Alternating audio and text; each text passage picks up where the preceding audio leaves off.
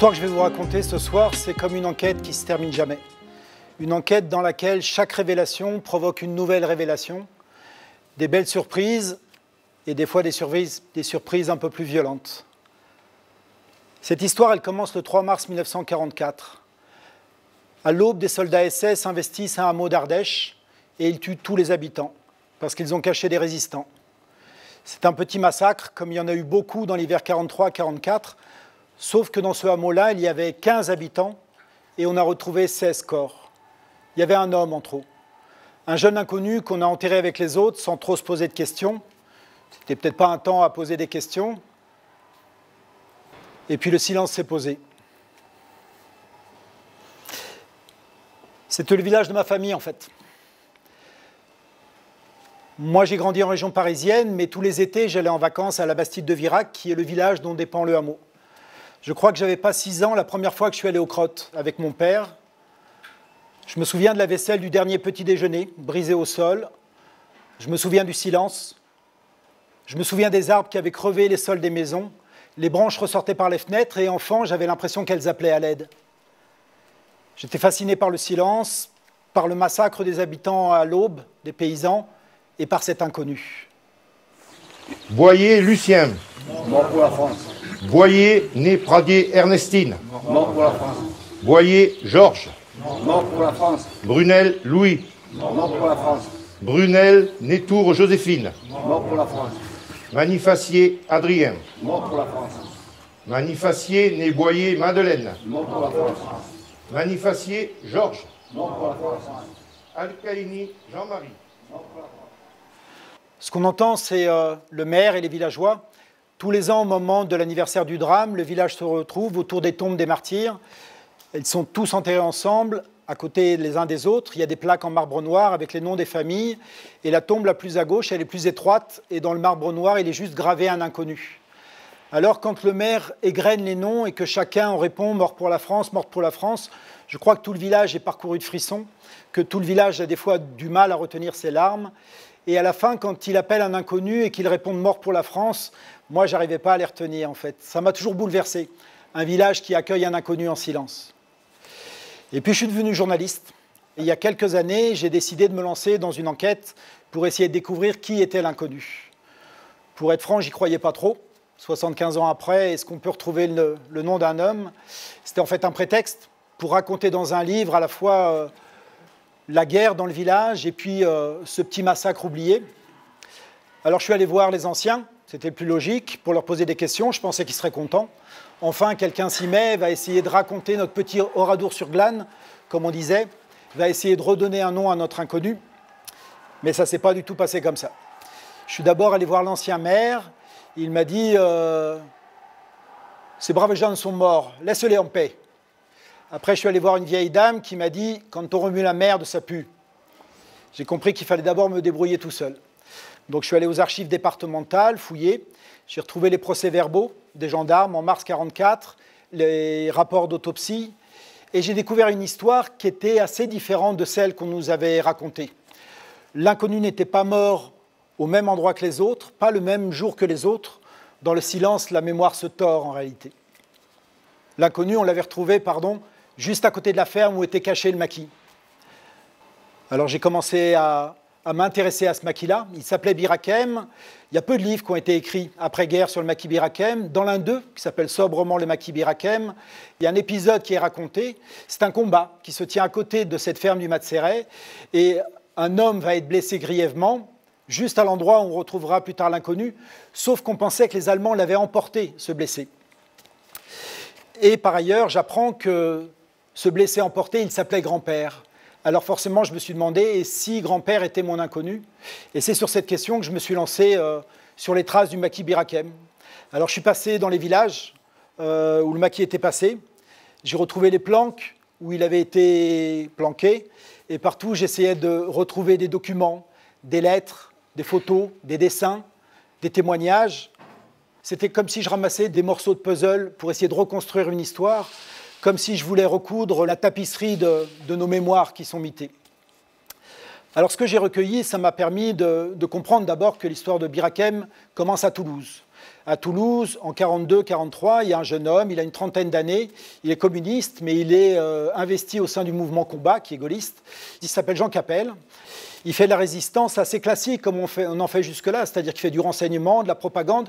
Mais Jean Capelle, il a un projet. Lui, ce qu'il voudrait, c'est former des jeunes cadres pour encadrer les maquis armés qui vont commencer à s'installer en France.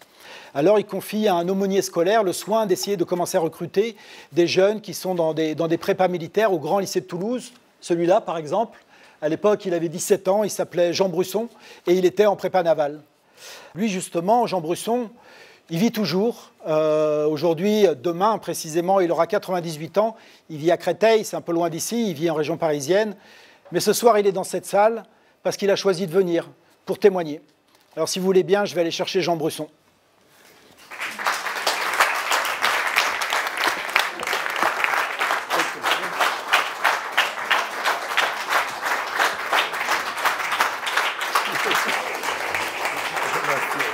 Assieds-toi. Super.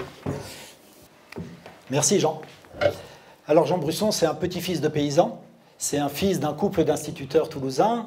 Et pour commencer, peut-être Jean, est-ce que tu peux nous dire quel a été pour toi ton premier geste de résistant, de bravoure?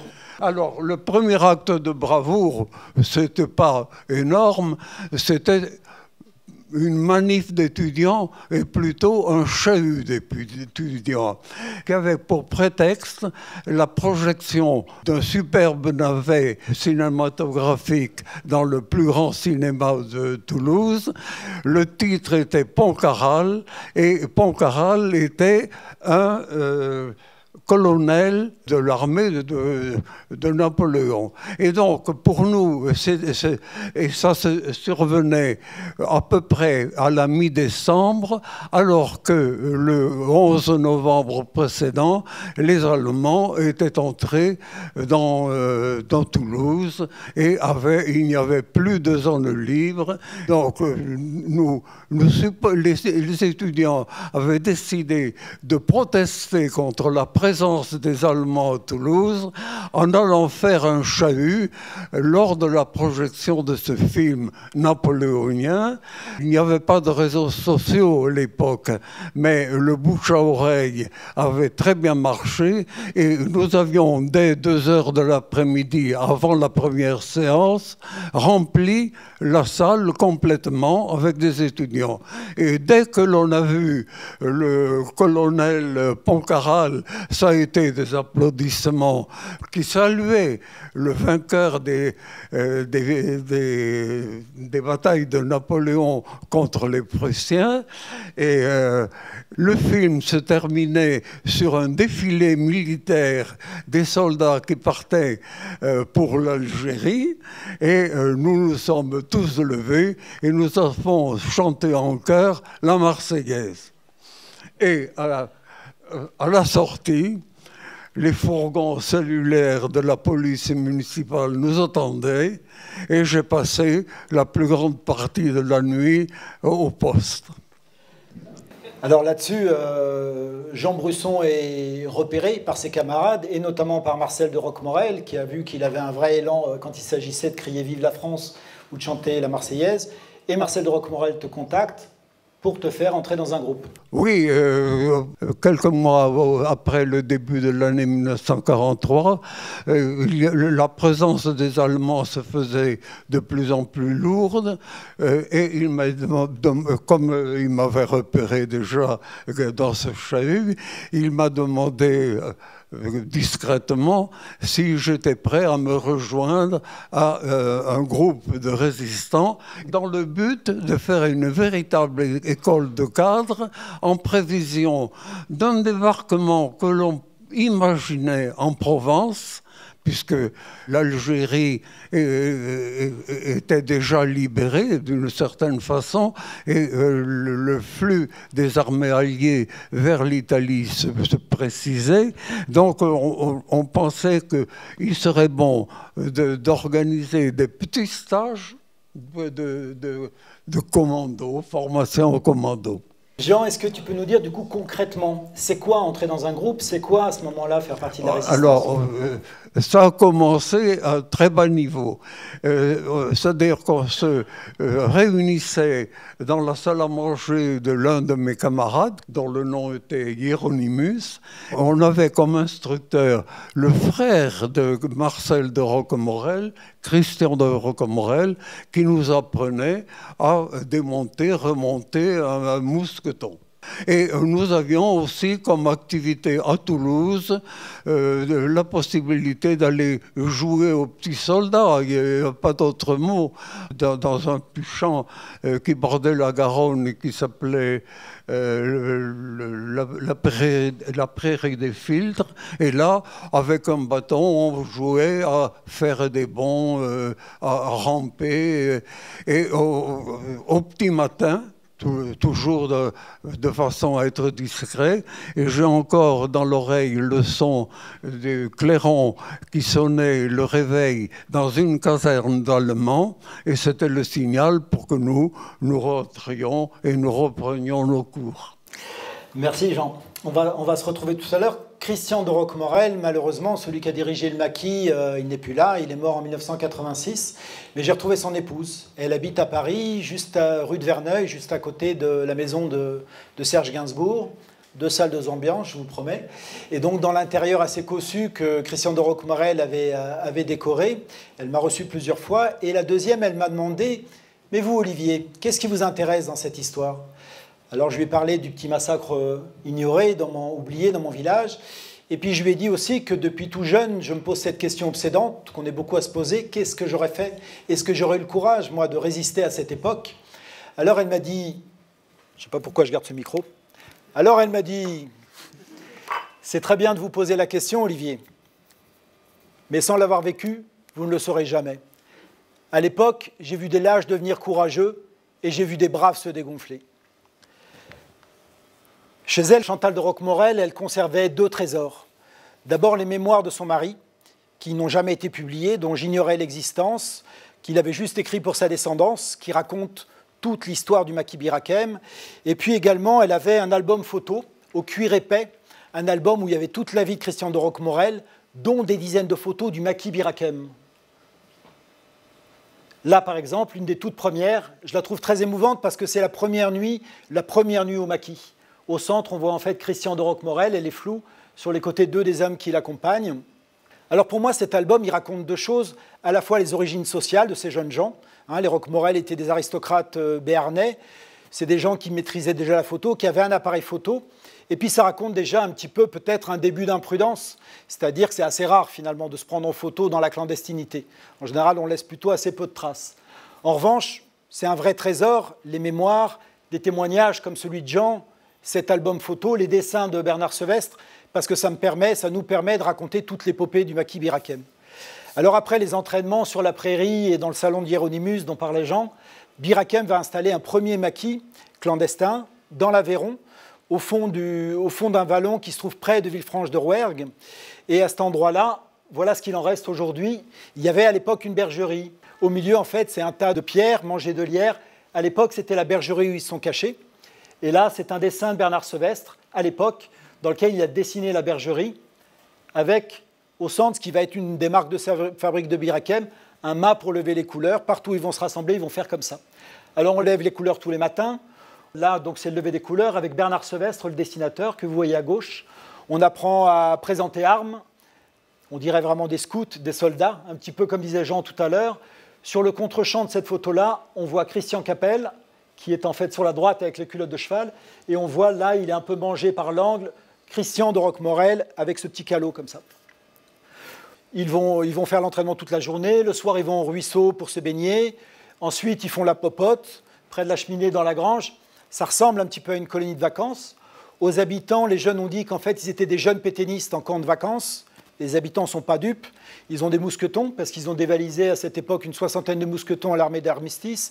Ils s'entraînent au tir, ils lèvent les couleurs tous les matins. Les villageois comprennent qu'ils sont un petit peu bizarres pour des jeunes pétainistes. Ils sont aussi un petit peu voyants, ce qui fait qu'à la fin du mois d'août, ils vont devoir partir. Donc ils quittent l'Aveyron, ils vont aller dans l'Hérault, ils vont aller sur le plateau de Douche, et là, ils vont s'installer sur une petite église qui est abandonnée, c'est l'église Sainte-Marie de Douche. Ça, c'est telle qu'elle existait à l'époque où je faisais mon enquête. Il s'installe au rez-de-chaussée là, de l'église. Donc là, on retrouve l'église derrière. Tout à droite, vous avez Jean Capel. Le petit nez pointu, le calot, c'est Christian de Roquemorel. Et au centre, c'est un homme qui s'appelle Jean Mallet. Il est étudiant en médecine et on va en reparler tout à l'heure de Jean Mallet.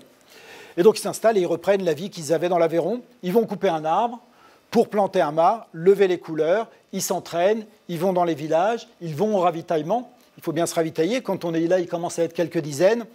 Et du coup, ils se font assez vite repérer. Ils sont voyants.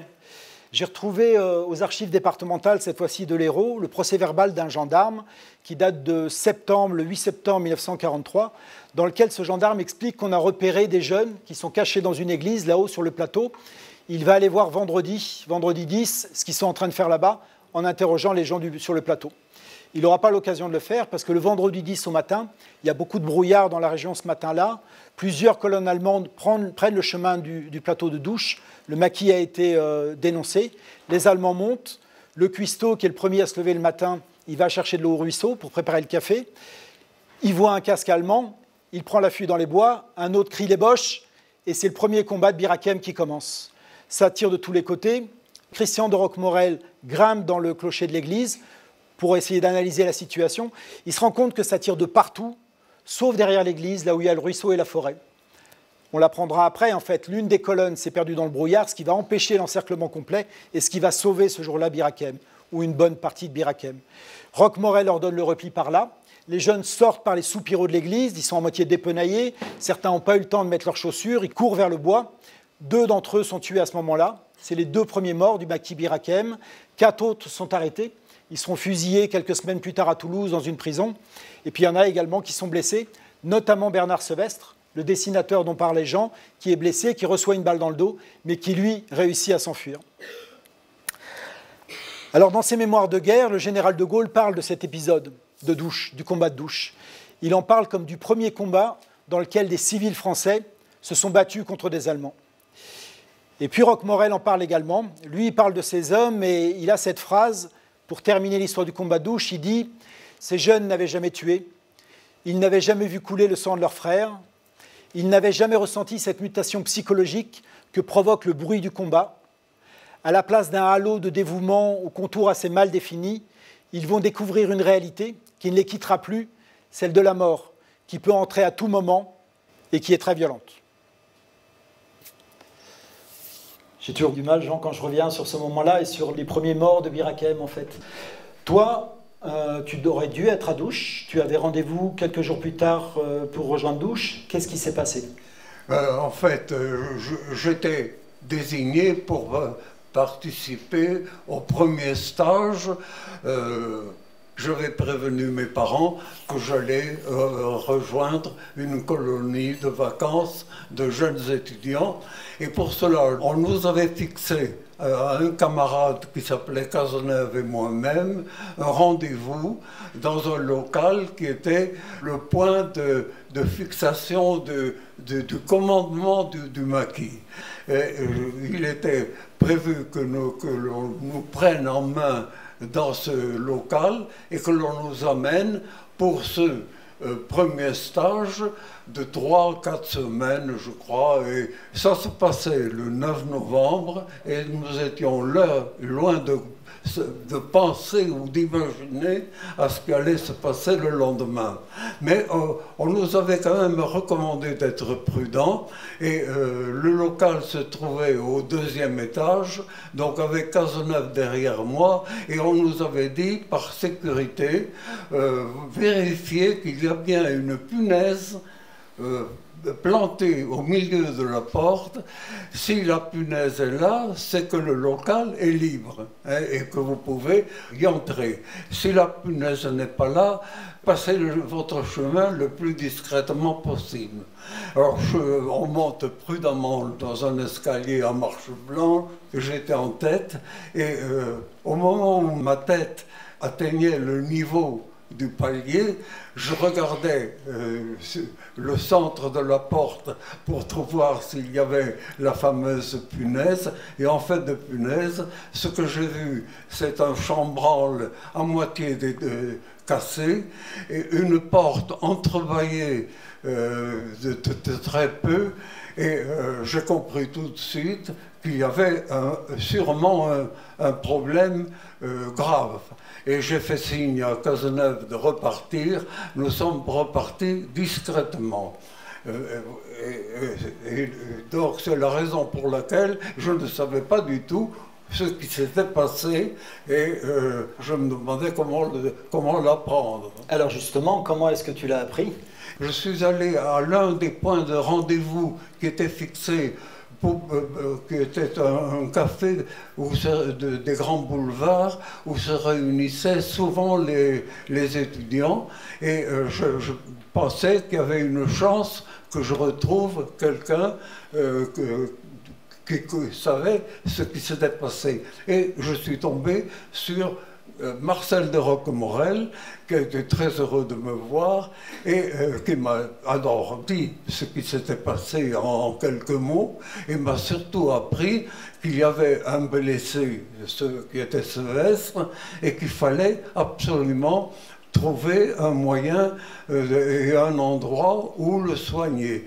Et après avoir fait le tour de la question, nous avons pensé que chez Hieronymus, où nous nous réunissions, c'était pas le bon endroit parce que c'était au centre de Toulouse, et que le bon endroit c'était finalement la maison de mes parents, parce que nous étions juste en dehors de la ville, donc c'était l'idéal au point de vue position. Mais le seul problème, c'est que mes parents ne savaient pas que j'étais dans un maquis. Et alors je dis à Marcel de Roquemorel, il faut absolument que tu vois mon père et ma mère et que tu leur expliques toi-même ce qui s'est passé et ce qu'il y a à faire. Et il fut décidé entre mes parents et Marcel que dans la nuit, on ferait rentrer le plus discrètement possible Sevestre. Et alors, le Mallet que tu as cité, qui était étudiant en médecine en fin de cours, était le médecin du maquis. Il est venu ausculter Sevestre. La balle qu'il avait touchée était logée près du cœur, et il a été opéré par Mallet, qui a extrait la balle. Ma mère servait d'infirmière et mon père était l'anesthésiste. Il disposait d'un litre de gnôle. Merci Jean. Bernard Sevestre va rester ensuite en convalescence chez vous pendant plusieurs semaines, je crois. Et je crois que vos camarades venaient le voir de temps en temps. Oui, malheureusement. Alors, il avait des visites au début de gens comme Marcel ou Christian qui étaient venus et qui étaient discrets. Mais ensuite, les jeunes gens du maquis qui erraient un petit peu ou qui étaient camouflés dans la campagne se sont dit on va venir lui dire bonjour. Et ils sont venus, et avec du vin rouge pour réconforter Sevestre, et puis ils ont commencé à brailler et à chanter, notamment l'hymne de Birakeim. Tu t'en souviens de cet hymne? Ah oui, je me souviens, parce que Bernard Sevestre, qui était très, très gentil avec mes sœurs, mes jeunes sœurs, leur avait appris. L'hymne était le chant des joyeux, c'est-à-dire des bataillons d'Afrique, les fameux bataillons disciplinaires, qui d'ailleurs se sont battus ensuite dans l'armée. Merci beaucoup Jean. On se retrouve tout à l'heure. Oui, d'accord. Donc après le combat de douche, les jeunes ont été obligés de s'enfuir, comme je disais tout à l'heure par les soupiraux. Ils vont partir d'abord dans ce qu'on appelait à l'époque les Basses Pyrénées, qui sont en fait aujourd'hui les Pyrénées orientales, et ensuite dans l'Hérault, et ensuite dans le Gard. À chaque fois, en fait, ils finissent par être repérés et il faut fuir. Et ensuite, ils se retrouvent en Ardèche. Ils se retrouvent en Ardèche dans une ferme qu'on appelle donc le Mas de Céret, et qui se trouve complètement isolée au bord des gorges de l'Ardèche. À cette période-là, Birakeim, ils sont déjà une cinquantaine, 50-60, et ils vont faire des coups d'une audace incroyable. Mi-janvier, par exemple, ils vont dévaliser pendant une nuit les magasins de l'intendance de police de Montpellier. C'est les entrepôts où on garde toutes les fournitures de la police pour toute la région. Alors j'ai retrouvé le dossier de l'instruction de cette affaire, et une photo qui est dans le dossier. Là, c'est le portail, c'est les policiers qui avaient annoté. le portail par lequel ils sont entrés dans la nuit. La lettre B, c'est la fenêtre où étaient les policiers et les gardiens. C'est Roquemorel qui arrive avec une mitraillette, il casse la vitre, il prend tout le monde en joue, et dans la nuit, ils vont tout dévaliser. Des centaines d'armes, des centaines de tenues de policiers, des motos, une camionnette.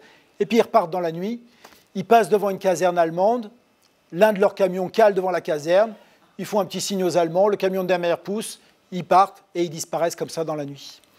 Autre coup incroyable, à la même époque, ils vont enlever en plein jour des commissaires, 2 commissaires et un inspecteur, parce qu'ils pensent que l'intendant de police de Montpellier, qui s'appelait Marty, qui était un authentique fasciste, qui avait été choisi par les Allemands pour être intendant là, se trouvait à cet endroit, et ils veulent l'enlever pour le juger et l'exécuter.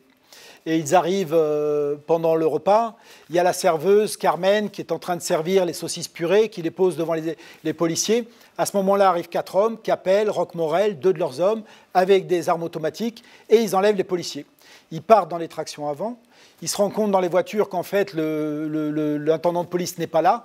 Donc, ils relâchent les policiers en enlevant quand même leurs chaussures pour qu'ils rentrent un petit peu moins vite, donner l'alerte. Et puis, parallèlement à ces coups très, très audacieux, il y en a encore quelques-uns comme ça, je ne vais pas en citer plus. Il faut également réquisitionner de quoi manger, de quoi fumer, de la farine, du sucre. Donc, on va piller les commerçants miliciens. Et puis, on va également aller chez des commerçants qui ne le sont pas. Et là, en fait, on va leur délivrer des bons de réquisition qui servent à se faire rembourser après-guerre de ce qui a été emprunté, entre guillemets. Et donc là, c'est l'un de ces bons de réquisition que j'ai retrouvé aux archives. Et on voit en fait qu'il est signé les Forces françaises libres, groupe de Bir Hakeim. C'est quand même extrêmement rare, ça aussi, pendant la Résistance, d'aller signer comme ça quand on va réquisitionner. Et donc tout ça fait que Bir Hakeim, bien sûr, de nouveau finit par être repéré. Fin février, les chefs de Bir Hakeim apprennent qu'ils vont bientôt être attaqués, mais pour la première fois, ils décident de rester et de se battre, en fait. Et donc, le 26 février 1944, il y a une colonne allemande qui prend la route de la Bastide de Virac. Elle appartient à la division Brandenburg, c'est à la fois des SS et en même temps des Français qui ont été enrôlés, notamment des voyous marseillais. Il y en avait pas mal au sein de la division Brandenburg. Cette division, donc, elle prend la route, elle arrive à la Bastide un samedi matin. Il faut imaginer ce que c'est dans un village comme ça, qui est complètement reculé. À la Bastide, il n'y avait qu'une seule route à l'époque, et encore depuis 1930. Et la route, elle s'arrêtait là, c'était une impasse. C'est un village qui vivait complètement à l'écart de la guerre, c'était un écho lointain. Et tout à coup, les enfants qui sont en classe le samedi matin, ils me l'ont raconté, ils ont aujourd'hui plus de 90 ans, ils voient arriver des Allemands, ils n'en ont jamais vu, ils voient arriver des camions militaires, ils n'en ont jamais vu. La colonne traverse le village, s'engouffre dans un chemin forestier et va vers le Mas de Céret. Donc là s'enclenche un combat, des Allemands sont tués, le combat dure 2 heures quand même, les jeunes maquisards résistent bien, et puis finalement, Roquemorel de nouveau ordonne le repli par un petit sentier qui plonge dans les gorges de l'Ardèche, qui est le sentier que je prenais pour aller plonger quand j'étais enfant, mais il demande à une arrière-garde de rester là. 3 hommes qui sont chargés de tirer un petit peu avant de se replier pour protéger la fuite. Donc il y a ces 3 hommes, et l'un d'entre eux va être blessé, en fait, grièvement. Et donc, ses camarades lui disent « on te porte », et il refuse. Il dit « je suis foutu, laissez-moi, je tire et je vais les retarder ». Et ce jeune héros qui va rester là, eh bien, il s'appelait Grand-Père, en fait. Je l'apprends dans les mémoires de Christian de Roquemorel, et j'apprends également qu'il s'appelait De Cendre. Pour l'instant, j'en étais là. Le soir du combat, les chefs de Bir Hakeim reviennent au Mas de Céret, parce qu'il faut récupérer des armes, des radios qui ont été cachées à droite à gauche. Ils reviennent avec quelques hommes, et devant le Mas de Céret incendié, voilà ce qui restait le lendemain du Mas de Céret, le soir, devant le Mas de Céret, ils retrouvent le maire du village, M. Borelli, et 2 gendarmes, qui sont plutôt proches de la résistance, mais qui vont leur faire la leçon quand même, qui vont leur dire il faut vraiment être moins voyant, et il faut faire vos coups plus loin du village, en fait. Dans les Cévennes, il y a un proverbe, pour parler de ça, on dit « le loup ne chasse pas autour de sa tanière ». Donc, on fait la leçon à Bir Hakeim, qui acquiesce, mais il pleut ce soir-là, c'est un hiver assez froid, 43-44. Le maire dit on va vous héberger pour quelques jours dans une grange à l'entrée d'un hameau à côté qui s'appelle Les Crottes. C'est le hameau où ma famille a vécu, en fait, pendant des siècles. Donc Bir Hakeim s'installe là aux Crottes, on est le 26 février au soir, et le lendemain matin, une colonne SS part de Nîmes. Cette fois-ci, ce n'est pas Brandenburg, c'est une vraie division de combat qui s'appelle Hohenstaufen. Elle a été créée depuis peu, c'est des hommes qui reviennent du front russe, qui ont vécu des atrocités, qui ont commis des atrocités, et qui en quelques jours, avant d'arriver à la Bastide, vont semer la mort dans les villages cévenols. Arrivés dans le Gard, dans une petite ville qui s'appelle Saint-Hippolyte-du-Fort, ils vont attraper un jeune homme parce qu'il a rigolé à leur arrivée et ils vont le pendre à un viaduc. Ce jeune homme, il s'appelait Émile Broussou, il avait à peine 20 ans et il était simple d'esprit. Il existe une photo, en fait, de cette exécution. Parce qu'un Allemand l'a prise, elle est un peu floue, je trouve que paradoxalement, ça renforce son horreur. On voit des soldats qui sourient au premier rang, ce pauvre pantin pendu au bout du viaduc là-haut. Et si cette photo, on l'a, c'est parce que le soldat l'a donnée à sa bobine à développer dans une pharmacie de Nîmes. À l'époque, on développait les photos dans les pharmacies, souvent. Et une laborantine, voyant cette horreur, a eu un réflexe, tirer un double, le cacher, pour témoigner après-guerre. Je le dis parce que pendant toute mon enquête sur le maquis Bir Hakeim, j'ai croisé des gestes comme celui-là. Un boulanger qui va donner du pain, des habitants à qui on a ordonné d'enterrer en pleine terre des maquisards exécutés et qui vont les veiller toute une nuit pour les enterrer dans des cercueils. Ou alors cette laborantine. Des actes de résistance pacifiste qui m'ont beaucoup bouleversé. Alors après ça, la colonne à Hohenstaufen arrive à la Bastide de Virac et l'épouse du maire du village, Alice Bourrelli, a raconté la suite dans un petit cahier d'écolière que j'ai retrouvé. C'est sa belle-fille qui est centenaire maintenant, Lina, qui l'avait conservée dans la ferme et qui me l'a mis à disposition. Elle raconte toute la suite, c'est-à-dire l'arrivée des Allemands dans la nuit du 2 au 3 mars 1944. Ils partent vers les Crottes. Le maquis a été averti la veille au soir, vers 22 h, par un messager qui est arrivé à pied. Il y avait un jeune homme qui était là, qui s'appelait Charlie, un jeune homme de la Bastide, à qui on a dit « rentre chez toi, rentre chez tes parents ». Les habitants sont restés avec le maquis a dit « il faut partir, il faut qu'on parte tous, l'attaque est imminente ». Les villageois n'ont pas voulu. Je pense qu'ils étaient paysans et qu'ils se disaient « qu'est-ce qu'on a fait, nous, qu'est-ce qu'on risque ?» Ils sont restés dans leur ferme, le maquis est parti, mais malheureusement parti très vite. Et dans la grange, le maquis a laissé un casque, une cantine militaire, les restes d'un repas. Ce qui fait que quand Hohenstaufen arrive dans le hameau des Crottes, la première chose qu'ils trouvent, c'est la grange qui est à l'entrée du village, les affaires militaires, la preuve pour eux que les villageois ont caché des résistants. Alors on va les exécuter. Le lendemain, on va retrouver les corps de ces pauvres gens enchevêtrés.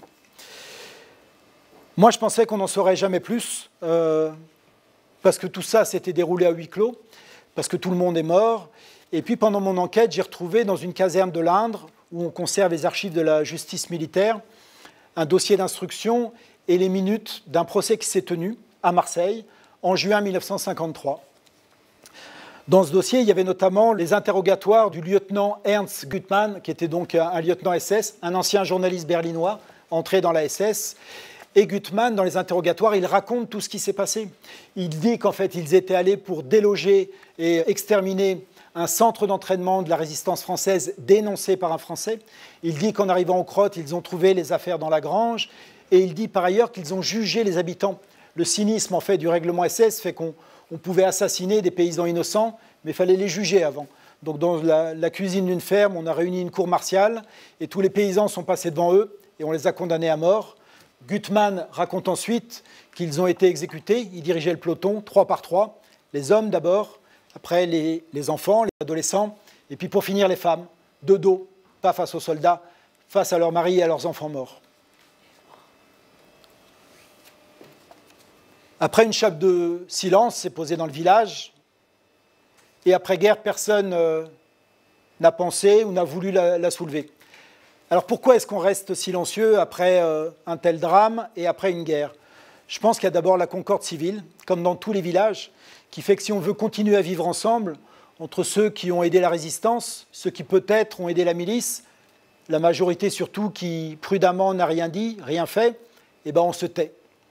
Par ailleurs, la fin du maquis Bir Hakeim est absolument tragique, c'est-à-dire que ces jeunes gens ont été exterminés fin mai en Lozère, la plupart sont morts au combat, une trentaine, et une vingtaine s'est rendue et ils ont été torturés toute une nuit avant d'être fusillés dans un ravin à côté de Mende.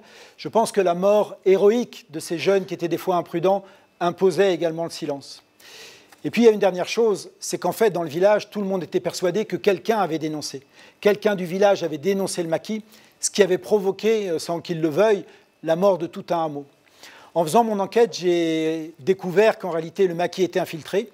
Il était infiltré par un ami de Christian de Roquemorel qui s'appelait Marc Loubet. Le voilà ici. C'était un ami d'enfance avec qui il faisait les 400 coups. Il l'avait fait rentrer dans le maquis en janvier. Il lui avait montré toutes les planques, présenté les gens qui aidaient. Et Marc Loubet a balancé tout le monde, en fait. Mais dans le village, personne ne le savait. Du coup, le silence a enseveli tout le monde. Alors j'en étais là de mon enquête, j'avais presque fini mon livre, et qu'est-ce que je savais finalement de mon inconnu? Qu'il s'appelait Grand-Père et de Cendres. Et j'ai réalisé à ce moment-là qu'un état civil, quand on ne sait rien de celui qui l'a porté, c'est comme une coquille vide. Il me restait une dernière piste, un dossier qui m'attendait à Vincennes, au fort de Vincennes, où il y a le service historique des armées. Alors j'y suis allé un matin, je l'ai pris, je me suis assis à une table, je l'ai ouvert, et là il y avait tout en fait. Il y avait tout. De Cendres, René Auguste, alias Grand-Père, membre FFI du maquis Birakem, mort au Matseret, tout était marqué. Il y avait même une photo dans le dossier. Avec ses pommettes hautes, sa cravate, un air d'étudiant sage.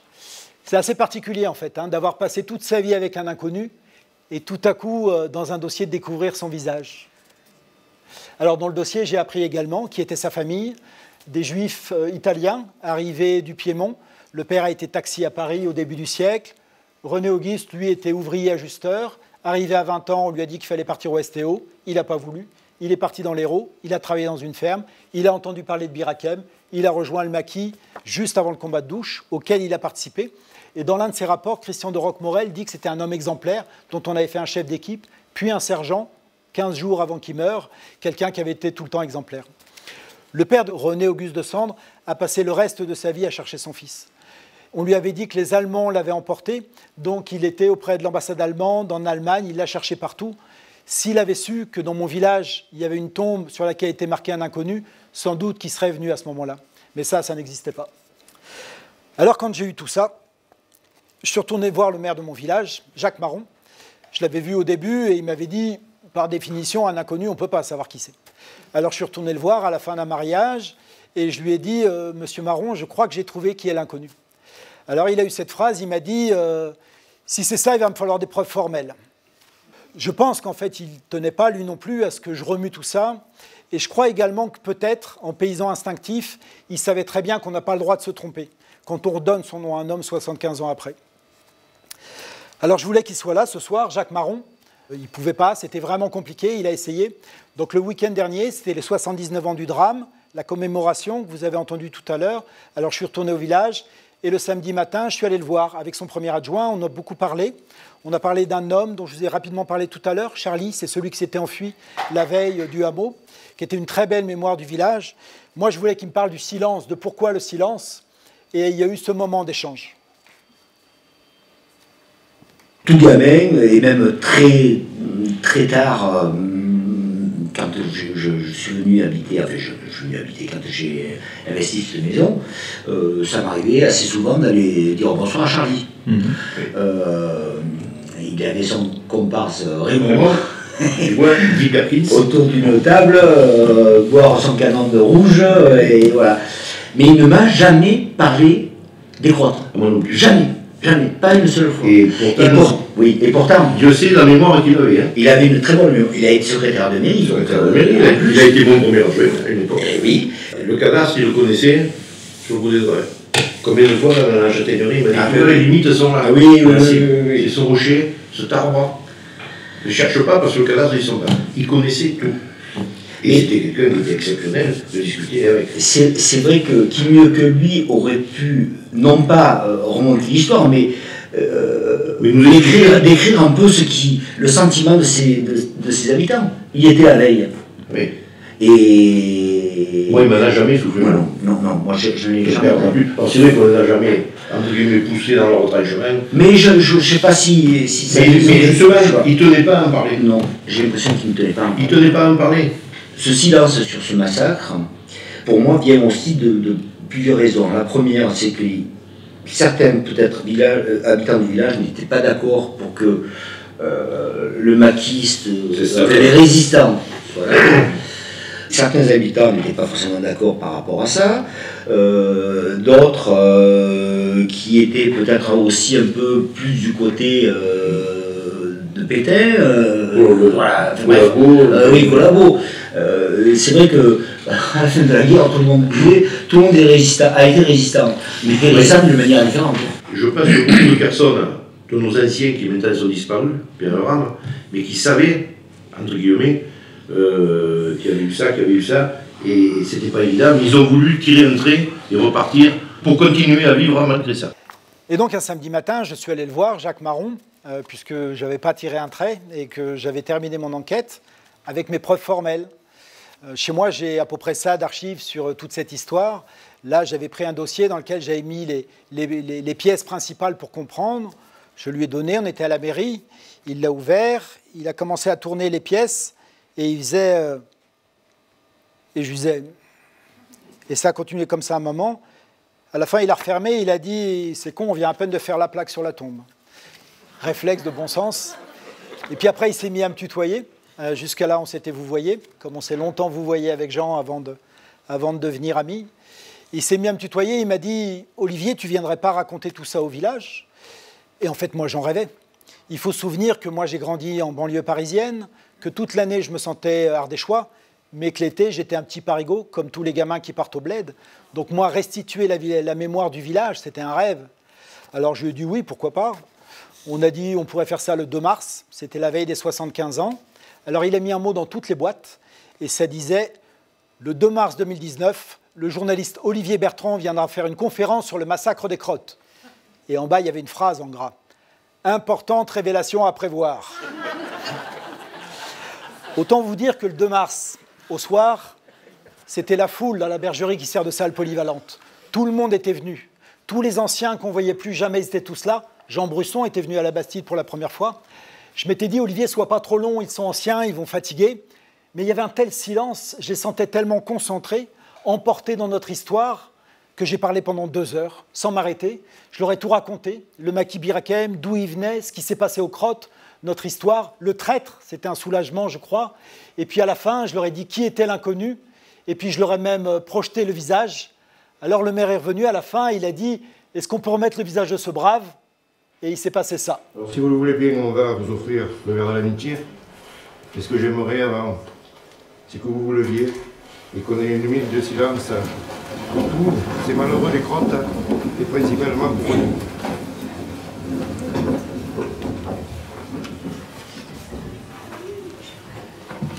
Je vous promets que c'est la minute de silence la plus bouleversante que j'ai vécue, et Jean pourra en témoigner. Alors après, la conférence a été finie, je me suis retrouvé submergé par tout le village. Ils avaient tous des questions ou des choses à me dire. Il y a un monsieur qui est venu me voir, il n'avait pas voulu parler quand je commençais le livre. Il m'a dit « C'est dommage que tu ne sois pas venu me voir, je t'aurais raconté quand il venait chez ma mère. » En fait, dans le livre, je raconte une chose que j'ai découverte qui n'est pas très agréable, c'est que mes grands-parents à moi, ardéchois, étaient des paysans catholiques et pétainistes. C'est pas très agréable. Un jour, quelqu'un de ma famille m'a dit « Tu sais, ils auraient été résistants, ça n'aurait pas fait de nous des résistants. » Ça m'a aidé à relativiser. Le fait de l'écrire dans le livre, c'est une confidence qui, à mon avis, libère la parole. La parole libère la parole. Et c'est ce qui s'est passé. Alors ensuite, on a eu du mal à s'endormir le soir. Le lendemain, il y avait la commémoration. Alors, comme d'habitude, on est descendu au cimetière. Il y avait tout le village. Comme d'habitude, on s'est réunis autour des tombes des paysans. Le maire a égrené le nom. On répondait « Mort pour la France, morte pour la France », comme tous les ans, sauf que cette année, il s'est passé ça. Depuis 75 ans, un inconnu a été inhumé aux côtés des habitants des Crottes.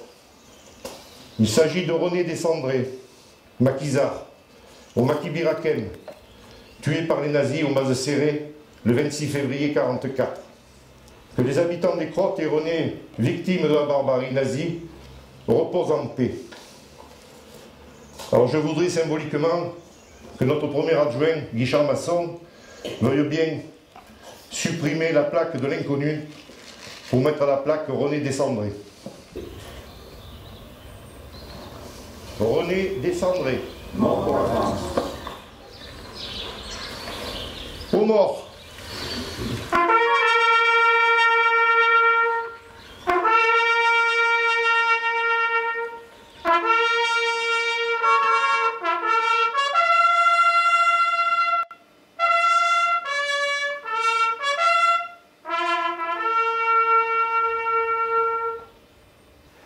Je crois que c'est ce matin-là que j'ai vraiment compris ce que ça veut dire, rendre son nom à un homme.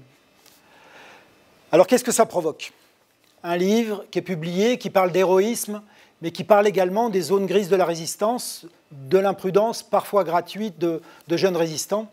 D'abord, partout, ça libère la parole, en fait. Dans toutes les librairies où je suis passé, après la sortie du livre, il y avait toujours quelqu'un à la fin qui traînait un petit peu, un homme ou une femme, qui venait quand j'étais seul et qui s'approchait et qui me disait « Vous savez, moi, ma grand-mère, pendant la guerre, ou alors, vous savez, ma mère », et souvent, c'était bouleversant. Et puis, il y a des gens qui ont pris contact. Le fils de Bernard Sevestre, qui m'a écrit. Dans le livre, il avait découvert l'existence de Jean Brusson, appris que Jean Brusson était le légataire des carnets de dessin de son père. Je les ai mis en contact. Et puis, il y a l'une des arrière-petites-filles de Christian de Roquemorel, qui s'appelle Pia, qui m'a écrit, elle, sur Messenger, pour me dire « Je suis en train de lire votre livre, désolé de vous écrire là-dessus, c'est Cavalier. Je suis bouleversé, je découvre mon grand-père. » Avec Pia, on reste en contact. Aujourd'hui, c'est elle régulièrement qui me donne des nouvelles de sa grand-mère. Il y a également une femme qui m'a écrit. Elle m'a dit « Je suis ému en lisant votre livre, mon père encore plus, je crois, parce que son père à lui faisait partie du maquis Bir Hakeim, et d'ailleurs, il a une photo qui pourrait beaucoup vous intéresser. » Alors j'ai entendu qu'on m'envoie cette photo, et puis elle a fini par arriver un matin, et sur la photo, on est au Mat Serret en réalité, et l'homme qui a un béret, qui est le deuxième en partant de la gauche, c'est grand-père, mon inconnu, quelques jours avant sa mort en fait. Au dos de la photo, la légende, elle dit « Dans la cour du Mat Serret, en février 1944, avant l'attaque, où j'ai été blessé, et grand-père à mon côté, blessé à mort. » Il y a eu aussi un tweet du président de l'INRAP, l'Institut national de recherche archéologique, qui recommandait le livre, il l'avait bien aimé, mais ça se terminait par « Pincement au cœur, Carmen Matteo est présentée comme une simple serveuse. » Alors Carmen Matteo, c'est la serveuse qui amène les saucisses purées dans le restaurant juste au moment où les policiers sont enlevés par Bir Hakeim. Moi, je ne savais pas qui était cette femme. Moi, mon sujet, c'était Bir Hakeim. J'avais retrouvé ce nom, ce personnage secondaire de mon récit, parce que c'était dans les procès-verbaux des gendarmes, parce qu'elle avait témoigné. Donc j'écris à ce monsieur, je lui dis « Racontez-moi ». Et en fait, Carmen Matteo, c'était une figure de la résistance locale, une femme qui toute sa vie a témoigné ensuite dans tous les établissements scolaires. Et j'ai trouvé ça absolument fascinant, parce que c'est comme si, quand vous écrivez sur le réel, il y avait dans votre livre des portes invisibles. Il y a un mot, c'est une porte, et vous, auteur, vous n'en connaissez pas l'existence. C'est un lecteur qui, lui, a la clé, qui peut ouvrir la porte, et la porte, ça vous entraîne dans un nouveau récit. C'est un truc qui m'a vraiment fasciné, c'est arrivé plusieurs fois avec ce livre. C'est dommage pour Carmen Matteo, parce qu'en faisant toute cette enquête sur Bir Hakeim, j'ai pu vérifier là aussi à quel point le rôle des femmes est invisibilisé dans la résistance. Enfin, partout dans mon enquête, elles sont présentes, pas au combat armé, mais elles sont sur des rôles importants. Or, combien de noms de résistantes on est capable de citer? Germaine Tillon, Lucie Aubrac, Geneviève de Gaulle. Après, avec Jean, on a commencé à se promener dans les établissements scolaires, des lycées, pour raconter cette histoire. C'est un duo qui fonctionne pas trop mal. Et on a commencé à Mende, en Lozère. Et là, ça a commencé à se compliquer. Quelques jours avant qu'on y aille, sur le coup, je l'ai caché à Jean, pour qu'il soit détendu en y allant, un professeur d'histoire de ce lycée a essayé de faire interdire notre venue. Il a mis la pression sur l'inspecteur, sur la proviseure, sur la présidente du conseil départemental, parce qu'on devait aussi passer devant une société savante le soir, devant tous les élus du conseil départemental le lendemain. Il leur a dit que ce livre était très sulfureux, que l'auteur encore plus, et que c'était très dangereux de le faire venir. Alors j'ai trouvé les coordonnées de ce monsieur, je l'ai appelé, et je lui ai demandé pourquoi, je lui ai demandé qu'est-ce qui le gênait, et je lui ai demandé quels sont les faits qui vous semblent devoir être mis en cause ou qui sont imprécis dans ce livre. Et là, il a eu cette réponse étonnante. Il m'a dit, alors je n'ai pas encore lu le livre, mais comprenez un livre qui s'appelle « Les imprudents », toute la presse en parle, c'est un ouvrage qu'on ne peut pas mettre entre les mains d'un public non averti. Ça tombe mal, parce que je trouve que c'est plus intéressant de parler au public non averti, moi. Alors on est allé avec Jean quand même dans ce lycée. Il n'est jamais venu pour nous porter la contradiction. On est allé le soir devant la société savante, le lendemain devant tous les élus, et pareil, on n'a eu personne pour porter la contradiction. C'était que le début, en fait. Après, il y a eu des articles, des dossiers pour dézinguer ce livre, avec des fois des choses un peu diffamatoires ou injurieuses, mais avec surtout cette idée de ce livre qui parle de résistance et ce journaliste qui prétend faire œuvre d'historien. Un historien l'avait écrit dans l'un de ses papiers. Alors moi, ce que je pense, c'est que ce qui est en jeu là, ça dépasse le livre, c'est à la fois 75 ans après, est-ce qu'on peut porter un petit peu de nuance au récit sur la guerre et sur la résistance, et puis par ailleurs la question de la légitimité. Qui a le droit de parler de l'histoire? Est-ce que c'est seulement les historiens? Alors j'ai proposé à l'un des professeurs d'histoire les plus virulents de venir ce soir, de débattre ici, d'être interviewé, de pouvoir aussi porter son point de vue, dire ce qui avait été violent pour lui peut-être dans la publication de ce livre. Au début, il n'a pas répondu aux 5-6 premiers mails, puis il m'a dit qu'il ne pouvait pas. Je lui ai proposé du coup de l'interviewer pour le diffuser. Il n'a jamais voulu. Alors du coup, s'il faut conclure ici, tout seul, avant de débattre avec vous, je dirais que moi j'ai retenu 2 choses.